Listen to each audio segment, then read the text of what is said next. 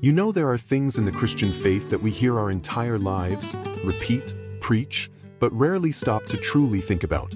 And one of them is this age-old mystery: what exactly happened to Jesus during the 3 days between his death and his resurrection? Was he just sleeping in the tomb? Gone? Inactive?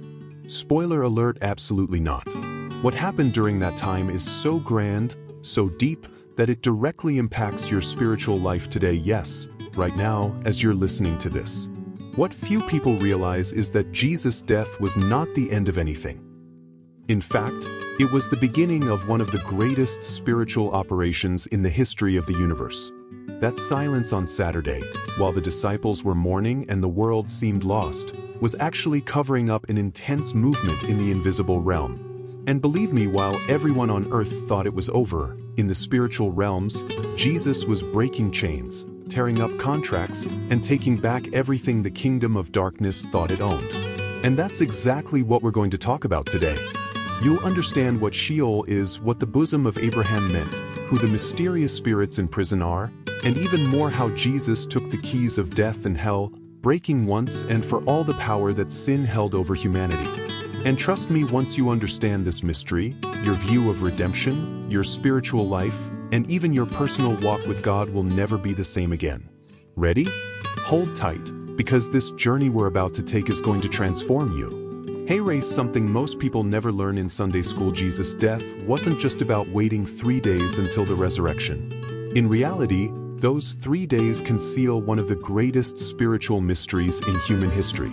While his body rested in the tomb, Jesus' spirit descended into Sheol, the mysterious realm of the dead in Jewish tradition. It's a place few understand, yet it plays a crucial role in the plan of redemption. Sheol wasn't just a shadowy waiting room. It had clearly defined spiritual divisions. On one side was the bosom of Abraham, a sort of temporary paradise, a place of comfort and rest for the righteous who had died in the hope of the coming Messiah. On the other side was the abyss, also called Hell or Hades, where the condemned were held, along with certain spirits in prison, rebellious spiritual beings from the days of Noah. Yes, all of this existed within this invisible spiritual dimension. But hey race, the detail that changes everything: Jesus didn't go down there as just another prisoner. He descended as a king, as the eternal high priest, carrying a clear mission not just to announce, but to definitively establish his victory over death, breaking the chains that had kept the saints captive. And this is where the greatest act of spiritual warfare in history begins. And believe me, it has way more to do with your life, my life, and our spiritual journey than we can possibly imagine. The death of Jesus was never just a physical event, a cruel execution, or a historical injustice. It carried a colossal spiritual weight, something that shook not only the earth but the entire cosmos, both visible and invisible. When Jesus gave up his spirit, it wasn't just a man dying. It was the very Son of God willingly diving into the depths of Sheol, directly confronting the domain of darkness that had held humanity hostage to death and sin for centuries. The cross, in reality, was a key and a powerful one. It shattered the barriers that separated God from humanity. The famous tearing of the temple veil wasn't just symbolic, it was a declaration to the spiritual world: access to the Holy of Holies, to the very presence of God, was now officially restored. But at the same time, that sacrifice authorized Jesus to descend into the deepest places no man or angel could ever go on their own merit. When you truly understand this, you realize it wasn't just about physical suffering. It was a spiritual transaction. Jesus was literally taking upon himself the weight of every condemnation, every sentence that hell and sin held against humanity. The cross was the courtroom. The sentence was paid in blood. And now came the second phase of the mission, descending into the spiritual realm to proclaim his victory and seize the keys of death and hell. Contrary to what many think, Sheol was not simply a dark pit where souls wandered aimlessly. In Jewish tradition, it was an extremely organized spiritual structure with well-defined sections. On one side was the bosom of Abraham, a place of comfort, rest, and hope for the righteous who died awaiting the promise of redemption. You could say it was a temporary paradise before the work of the cross was completed. On the other side was Hades, also called Hell or the Abyss, a realm of spiritual torment. There dwelled the wicked, those who had rejected God, along with the infamous spirits imprisoned spiritual entities who rebelled in the days of Noah and were bound in chains awaiting final judgment. This part of Sheol was marked by pain, suffering, and total separation from the presence of God. The most shocking thing is realizing that, in those days, not even the righteous could directly enter the full presence of God. Humanity's sin still stood as an active barrier. That's why they all waited eagerly for the Messiah, the one who would not only break the chains of darkness but also open the path for the true spiritual exodus, leading the saints from the bosom of Abraham directly into heavenly glory. And this is where Jesus' mission becomes even more profound. Hey, race, where so many people get it wrong, death was never a defeat for Jesus. Quite the opposite. When he gave up his spirit, he wasn't being defeated, he was stepping into his supreme position of spiritual authority. Jesus did not descend into Sheol as an ordinary prisoner. He descended as king, as the eternal high priest, carrying the divine decree of redemption. In the spiritual realm, there was a very well-structured legal system. Sin gave the enemy the right to hold souls captive under the dominion of darkness. But Jesus' death as a man without sin shattered that legal claim. It was as if he declared, "I've come to serve the sentence, and now I'm taking back what belongs to me." And that, my friend, includes the famous keys of death and hell, clear symbols of his absolute authority over the entire spiritual realm. Just imagine the scene: the Son of God, freshly crucified in the physical world, now crossing through the spiritual realms. Not as someone defeated, but as the one who arrived to proclaim his victory, confront the enemy, and declare that, from that moment on, the spiritual prison was officially on borrowed time. The cross wasn't the end. It was the doorway to the greatest rescue mission in the universe. Jesus' descent into Sheol was not a random visit, nor a symbolic ritual. It was part of a meticulously crafted divine plan set in motion since the beginning of creation.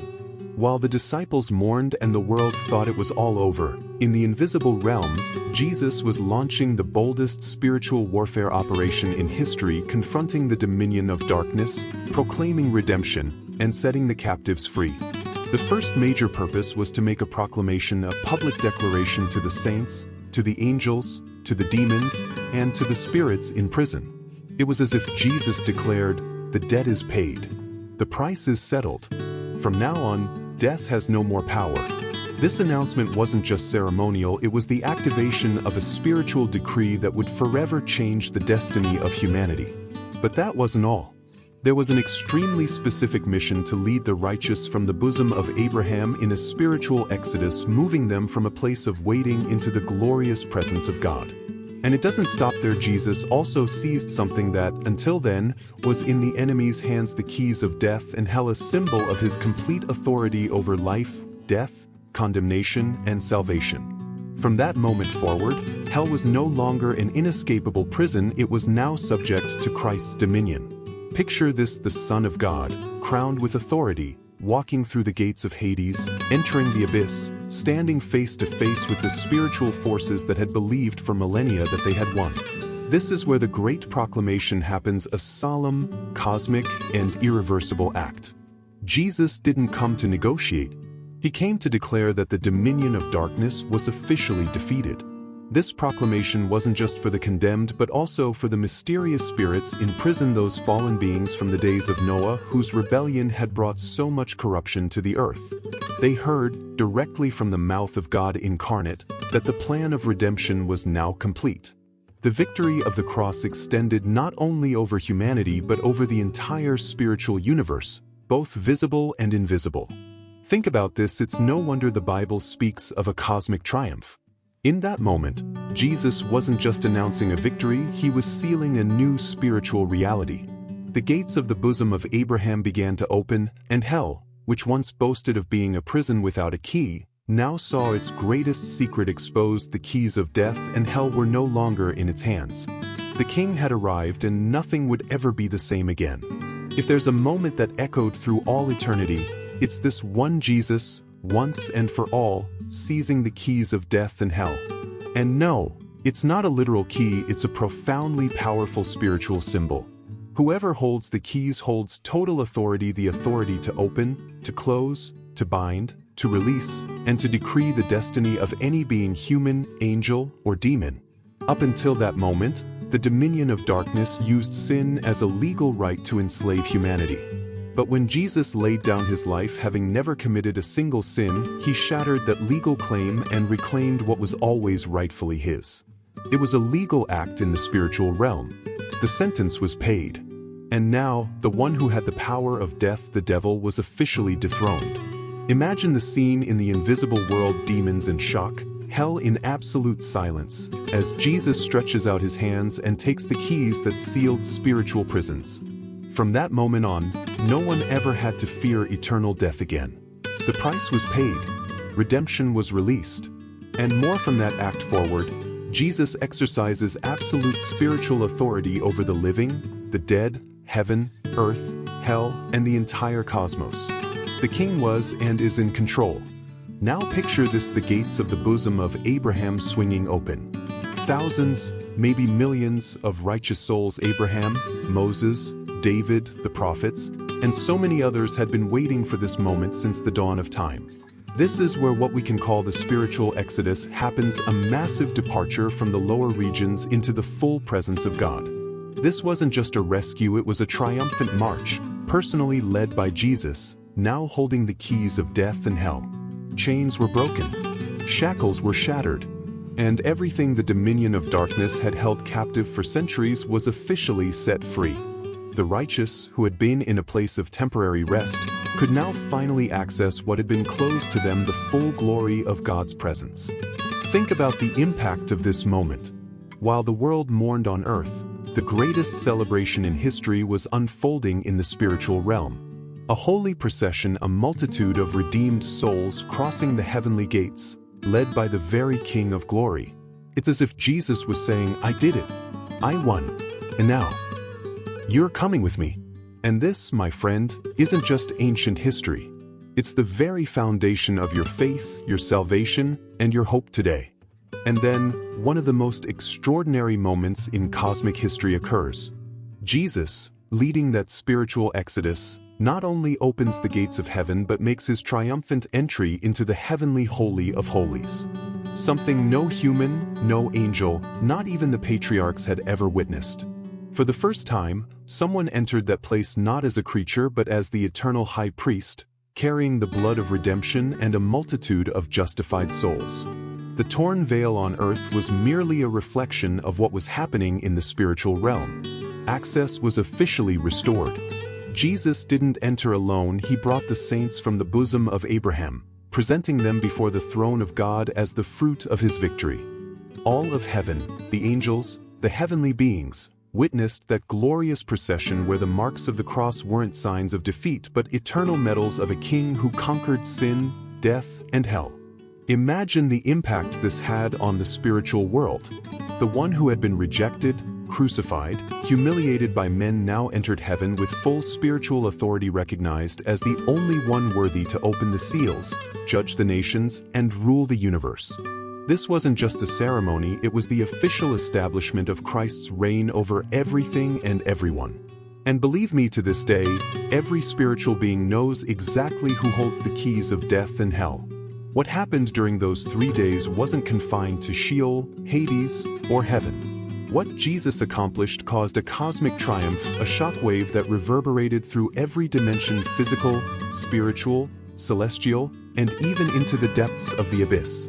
The forces of evil, which had once operated with legal authority based on sin, were now completely disarmed.